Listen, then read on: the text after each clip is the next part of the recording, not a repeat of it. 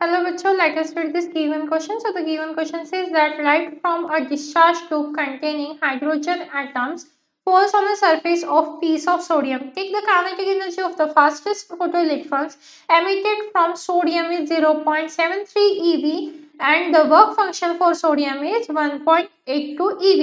अब निकालना क्या क्या है? फाइंड ए ऑप्शन बोल रहा है the energy of the photons causing the photo electrons emission, मतलब हमें काइनेटिक एनर्जी निकालनी है यहाँ पे. Then B the quantum numbers of the two levels involve in the emission of this photons, मतलब हमें ट्रांजिशन बताना है कौन से स्टेट से कौन से स्टेट में हो रहा है. Then C change in angular momentum of the electron in the hydrogen atom in the about transition, change in momentum बताना है, एंगुलर मोमेंटम. इसके बाद डी बोल रहा है the recoil speed of the emitted atom assuming it to be at rest before the transition and ionization potential of the hydrogen is 13.6 eV. तो ये सारी चीजें हमें निकालनी है. चलो स्टार्ट करते हैं सॉल्यूशन, एक एक करके निकालेंगे सारी चीजें.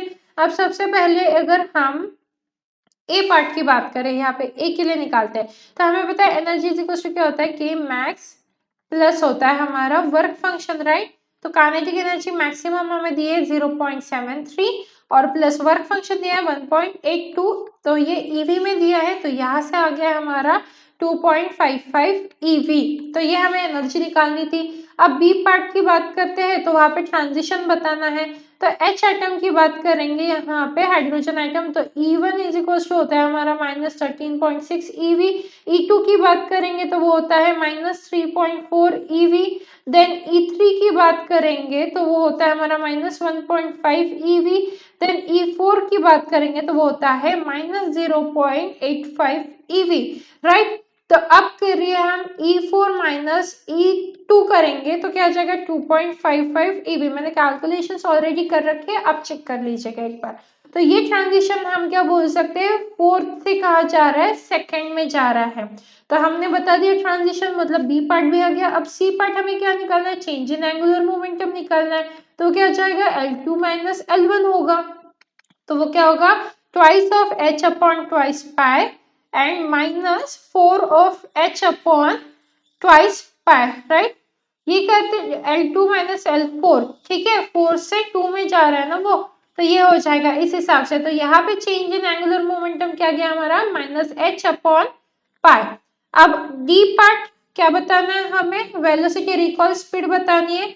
तो यहाँ पे क्या करेंगे, मोमेंटम जो है हमारा, momentum of H atom is equals to क्या हो जाएगा हमारा, यहाँ पे momentum of emitted atom, momentum of emitted photons, यहाँ पे आ जाएगा एमिटेड फोटॉन्स, ठीक है, एमिटेड फोटॉन्स. तो ये क्या आ गया, यहाँ से हम लिख सकते हैं mv is equals to E by C, right. तो यहाँ से अब v इज इक्वल्स टू क्या आ जाएगा हमारा e अपॉन एम सी. तो v इज इक्वल्स टू हो जाएगा 2.55 इंटू 1.6 इंटू 10⁻⁻19, ये जूल्स में है, डिवाइडेड बाय मास कितना हो जाएगा 1.67 इंटू 10⁻⁻27 kg एंड c मतलब हो जाएगा 3 इंटू 10⁸ मीटर पर सेकेंड. तो जब हम इसे सॉल्व करेंगे तो हमें रिकॉइल स्पीड मिल जाएगी, वो है 0.814 meter per second. So the final answers for part D is 0.814 meter per second and for C part is -h by pi. For D part is from 4 to 2 transition will be there and for A part is 2.55 eV. So I hope you understood it well. All the best.